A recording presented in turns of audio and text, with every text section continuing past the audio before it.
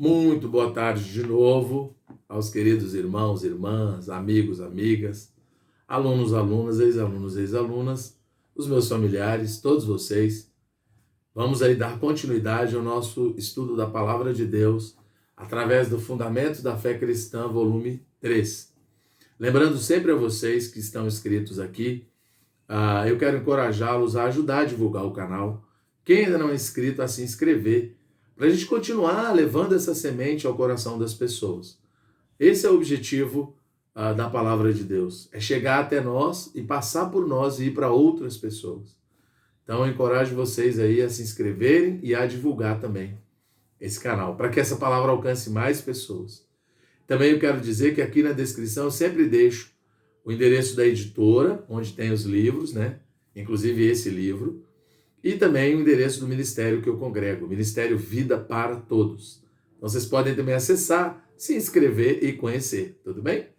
Então vamos dar continuidade ao nosso livro aqui. Agora a lição 16, cujo título é A Igreja, parte 1.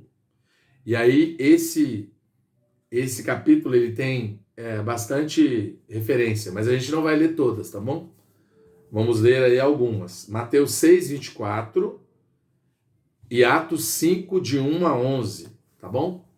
E aí daqui a pouco a gente fala os títulos grandões, o título grandão e os títulos menores. Então vamos lá ler Mateus 6, 24, depois Atos 5, de 1 a 11. Mateus 6, 24 diz o seguinte: ninguém pode servir a dois senhores, porque ou há de aborrecer-se de um e amar ao outro, ou se devotará a um e desprezará o outro. Não podeis servir a Deus e às riquezas. E agora Atos, capítulo 5, versículos 1 até o 11, tá bom? Tem mais leituras, mas eu estou fazendo essas duas aqui, já nos ajuda bem.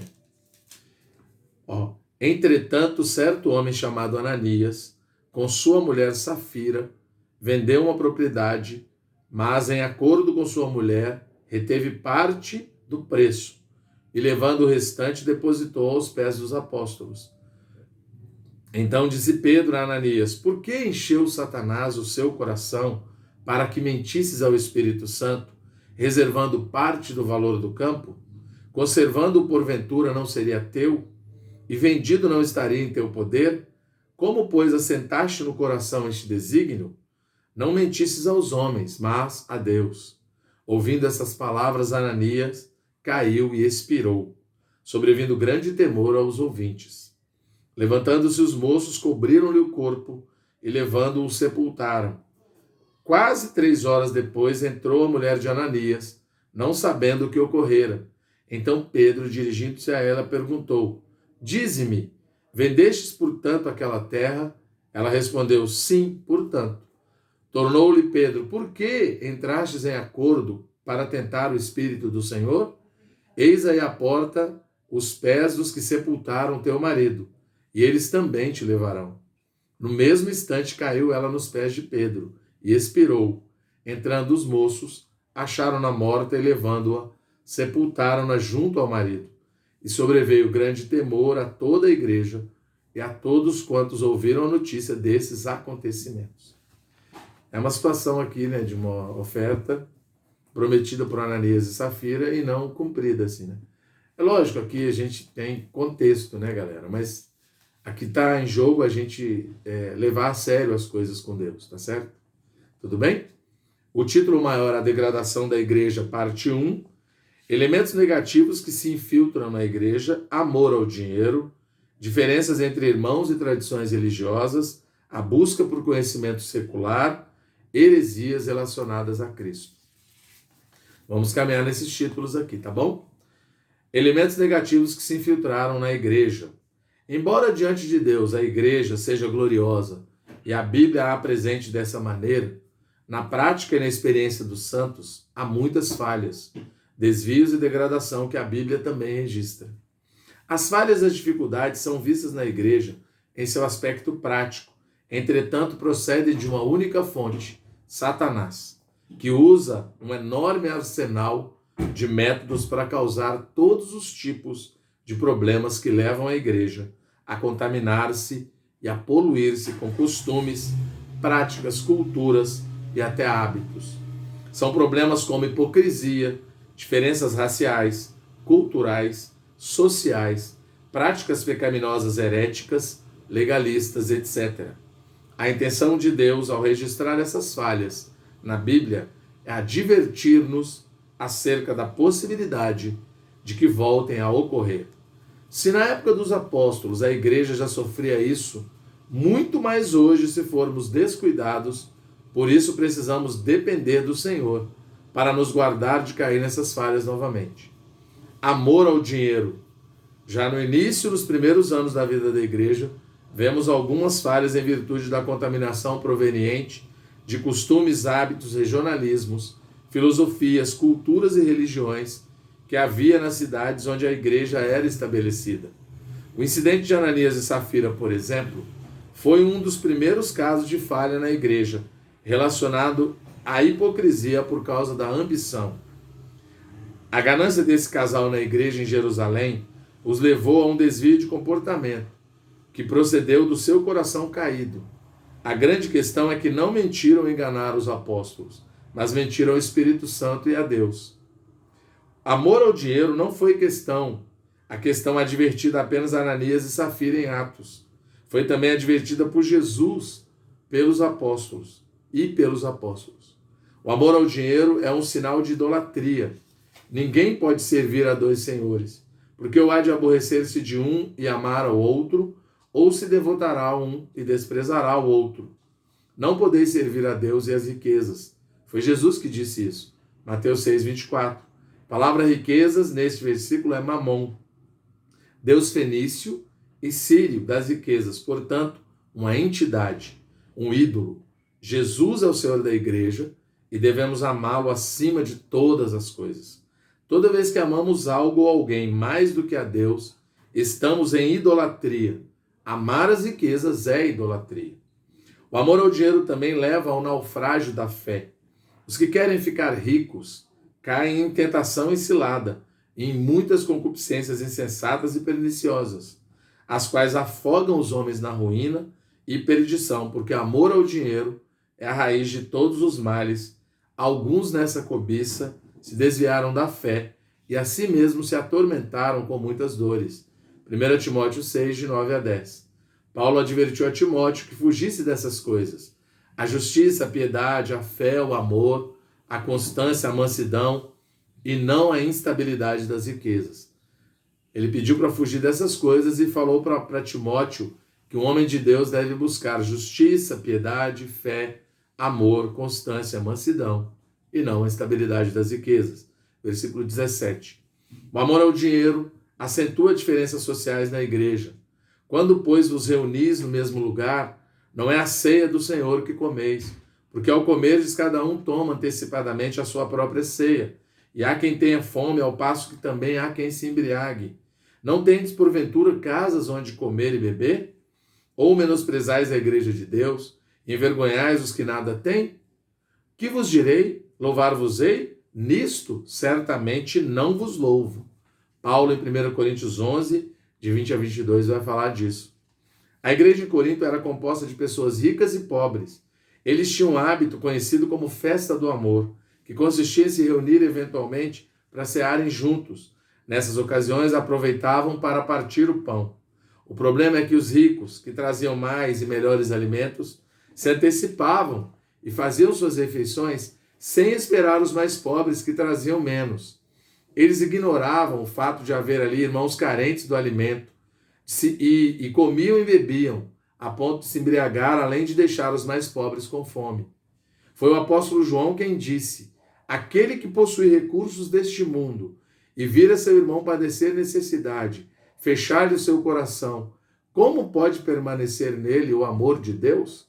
1 João 3,17. E conclui dizendo: filhinhos, não amemos de palavra nem de língua, mas de fato e de verdade. Versículo 18. O amor ao dinheiro nos torna insensíveis às necessidades do próximo. Não há problema em ser rico, o mal está em amar o dinheiro, a riqueza e praticar a avareza, retendo para si em detrimento das necessidades da obra do Senhor e da condição de pobreza dos irmãos. Diferenças entre irmãos e tradições religiosas. A murmuração dos helenistas contra os hebreus é um exemplo de dificuldade na igreja por causa da diferença cultural que havia na época. Atos 6:1. Os helenistas eram judeus que falavam grego e os hebreus eram judeus que falavam hebraico. Por falarem línguas diferentes, surgiram discriminações entre eles. Mais adiante, perceberemos também que a diferença entre judeus e gentios quase impediu a igreja de se expandir. Jesus havia dito que o evangelho deveria partir de Jerusalém e alcançar os confins da terra. Atos 1:8. Mas houve resistência dos apóstolos em aceitar que os gentios também eram alvo da salvação anunciada por Jesus. Pedro foi o primeiro a resistir. Atos 10, 9-16 e o versículo 28. A visão dos animais imundos na visão do lençol era um prenúncio de que o Espírito Santo queria fazer na casa de Cornélio o centurião romano. Versículos 34 a 35 e do 44 ao 48. A resistência não foi apenas por parte de Pedro, mas dos demais apóstolos. Atos 11, de 1 a 3. Após Pedro explicar o que aconteceu, eles aceitaram que era a vontade de Deus que os gentios recebessem a fé e se unissem a eles como igreja. Versículos 17 e 18. Depois que Saulo se converteu e foi enviado pelo Espírito Santo às terras gentias, houve nova situação envolvendo judeus e gentios, que trouxe bastante discussão entre os apóstolos, com tantos não-judeus se convertendo pela pregação de Paulo. A questão da prática da lei mosaica se tornou um problema. Atos 15, de 1 a 5. Alguns crentes judeus achavam que a igreja deveria praticar também o judaísmo. A esses crentes chamamos de judaizantes. Quando os gentios se converteram, os judaizantes quiseram impor a eles a lei mosaica. Essa ideia afetou muito as igrejas na província da Galácia. Paulo precisou intervir escrevendo a carta aos Gálatas, que mostra seu combate aos judaizantes. Em Romanos, do capítulo 1 até o 7, Paulo reforça o que escreveu aos Gálatas a respeito da relação entre a igreja e a lei. Ali podemos ver que judeus e gentios são igualmente afetados pelo pecado e a única maneira de resolver esse problema é a fé em Jesus e não a prática da lei. A busca por conhecimento secular. A cultura local ou regional exercia grande influência sobre a igreja.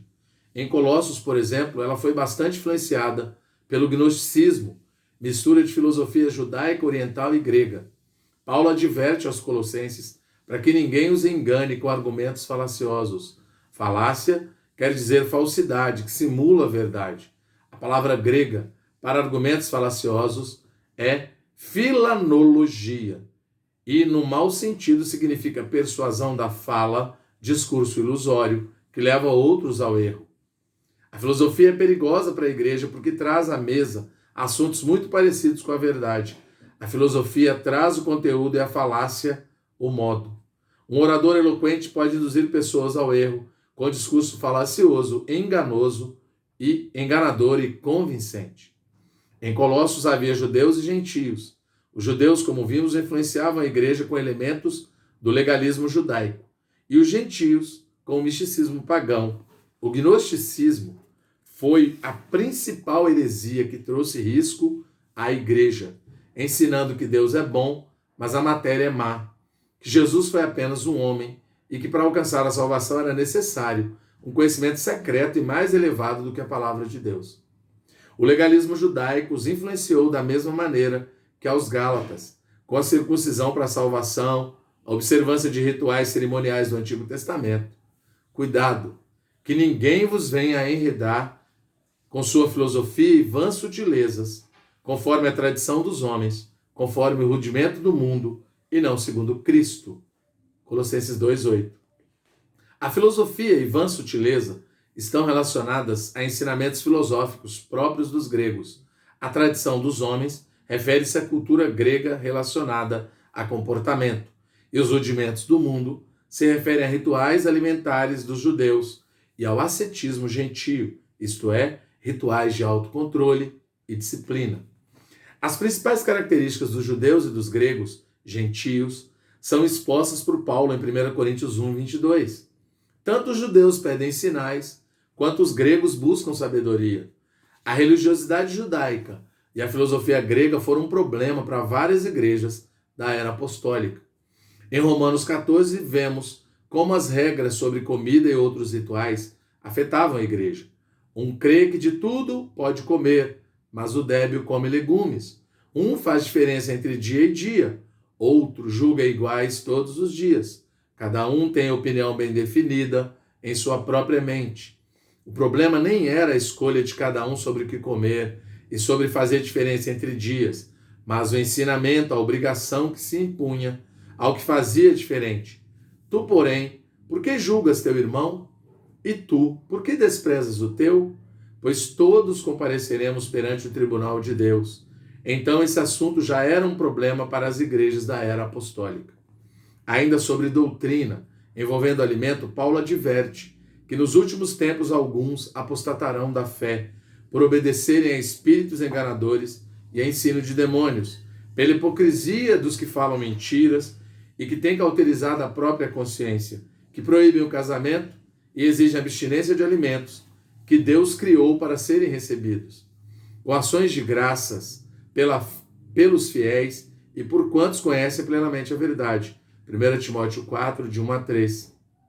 A história mostra que no século II, por volta do ano 160 depois de Cristo, uma doutrina conhecida como encratismo, rigor e domínio sobre si e abstinência de carne e vinho, do sexo e do casamento, foi difundida no meio da igreja pelo discípulo de Justino Taciano, da igreja em Roma. Heresias relacionadas a Cristo. O apóstolo Paulo enfrentou dificuldades para preservar a igreja de desvios. Ao se encontrar com os presbíteros de Éfeso na cidade de Mileto, Paulo advertiu-os: eu sei que depois da minha partida, entre vós penetrarão lobos vorazes, que não pouparão o rebanho, e que dentre vós mesmos se levantarão homens falando coisas pervertidas para arrastar os discípulos atrás deles. Atos 20, 29 e 30. João também enfrentou o risco de heresias a respeito de Cristo, introduzidas pelos anticristos, os que negam que Jesus é o Cristo. Não confessam que ele veio em carne e não permanecem na verdadeira revelação do Deus triuno. 1 João 2, 18 a 26, 2 João de 7 a 11. No final da vida, João morou em Éfeso, cidade localizada no centro intelectual de uma região que recebia muita influência da cultura e filosofia gregas. Foi no final do primeiro século, quando João era o último apóstolo vivo, que apareceram esses lobos vorazes, ou, nas palavras de João, falsos profetas, os que querem enganar, e anticristos. 1 João 4:1, 1 João 2:26, 1 João 3:7, 1 João 2:18, com falsos ensinos. João também teve de combater o gnosticismo, facção religiosa baseada nos ensinamentos cristãos, misturados com a filosofia grega e tradições judaicas. O gnosticismo se fortaleceu muito no meio das igrejas ao longo dos 3 primeiros séculos da era cristã e ameaçava destruir os fundamentos da fé cristã e as igrejas. Um dos ensinamentos gnósticos combatidos por João foi o docetismo, ensinamento que pregava que o corpo físico de Jesus não era real, apenas parecia. Significado da palavra docetismo do grego, ser físico. A filosofia gnóstica defendia que toda matéria era inerentemente má e o espírito era bom. Por isso, para não atribuir o mal da matéria a Jesus, passaram a relativizar a sua humanidade, sugerindo que seu corpo era só uma aparência física e não um corpo como de todos os outros humanos. Podemos ver que João trata disso em 1 João 1, 1 e 2, quando diz que o que temos ouvido, o que temos visto, o que os nossos próprios olhos e as nossas mãos apalparam com respeito ao verbo da vida. E a vida se manifestou, e nós a temos visto, e dela damos testemunho, e vô-la anunciamos, a vida eterna, a qual estava com o Pai, e nos foi manifestada. E no capítulo 4, quando diz que nisto reconheceis o Espírito de Deus, todo espírito que confessa que Jesus Cristo veio em carne é de Deus. E todo espírito que não confessa Jesus não procede de Deus. Pelo contrário, este é o espírito do anticristo, a respeito do qual tendes ouvido, que vem e presentemente já está no mundo. Versículos 2 e 3.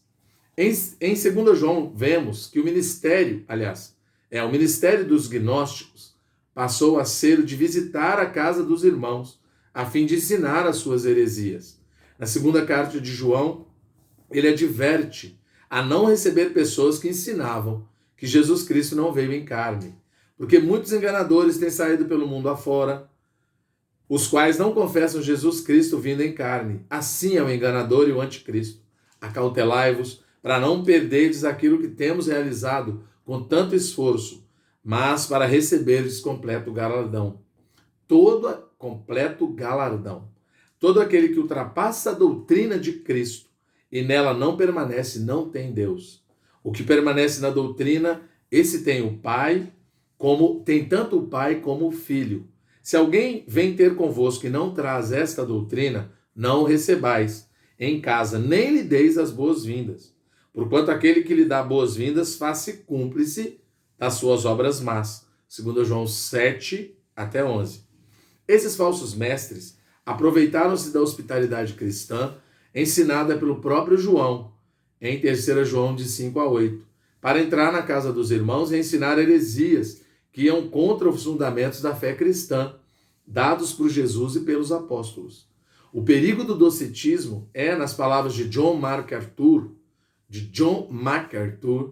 que ele destrói tanto a verdadeira humanidade de Jesus, como também a expiação, ato por meio do qual o sofrimento e a morte de Cristo pagaram pelos nossos pecados.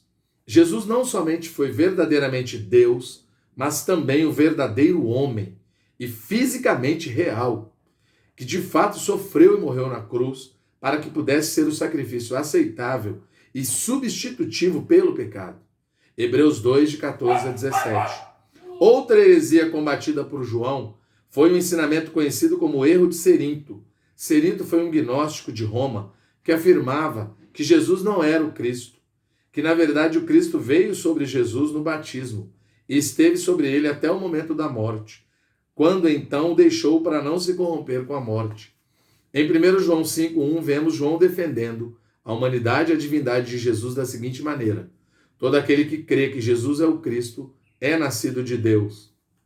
E no versículo 6a continua: este é aquele que veio por meio de água e sangue. Jesus Cristo não somente com água, mas também com água e com sangue. O que João quis dizer com veio por meio de água e sangue? A água aqui representa o batismo de Jesus e o sangue representa o sangue derramado na cruz. João reforça que não somente com água, mas também com água e com sangue, para confrontar a doutrina de que Cristo não estava mais em Jesus na crucificação. Além do testemunho da água e do sangue, João acrescenta que o Espírito é o que dá testemunho, porque o Espírito é a verdade. 1 João 5, versículo 6. O perigo da doutrina pregada por Cerinto é que compromete a divindade de Jesus e, consequentemente, a eficácia de sua morte na cruz, uma vez que a morte de um homem comum não realizaria a redenção eterna, nem geraria novos filhos para Deus. Na próxima lição, daremos continuidade a esse assunto, que, embora entristecedor, é necessário para que aprendamos com a história e evitemos cair nos mesmos erros. Que o Senhor nos abençoe e trabalhe em nós, para que sejamos usados por Ele, a fim de restaurar a igreja dessas questões negativas. Então, Jesus veio em carne e veio como espírito. Então, Jesus veio completo, era um homem como eu e você. E ele morreu na cruz e ali ele fez a expiação pelos nossos pecados do mundo inteiro. E tudo que a Bíblia diz é real. A gente não precisa da filosofia humana, do gnosticismo, de técnicas, de nada disso. A palavra de Deus é a verdade. A palavra de Deus é suficiente. O nome de Jesus também é suficiente. E o Espírito Santo também é suficiente. O que nós precisamos está em Deus e está na palavra de Deus. Louvado seja o Senhor. Boa tarde a todos.